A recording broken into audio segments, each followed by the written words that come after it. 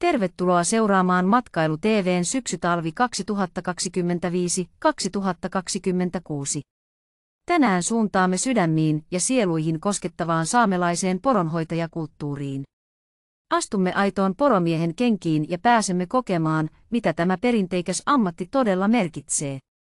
Aloitamme seikkailumme viehättävästä Hotel Korpikartanosta, josta meidät kuljetetaan suoraan poronhoitajan kotiin. Tästä alkaa ainutlaatuinen ja ikimuistoinen kokemus, kun poromies vie meidät moottorikelkalla ja reellä metsän siimekseen. Ympärillämme avautuu talvinen metsämaisema, jossa porot vaeltavat vapaana. Tehtävämme on löytää ne ja saada näin ollen pieni kurkistus poromiehen arkeen. Illan tullen palaamme takaisin Hotel Korpikartanoon, jossa meitä odottaa rauhallinen ja viihtyisä majoitus.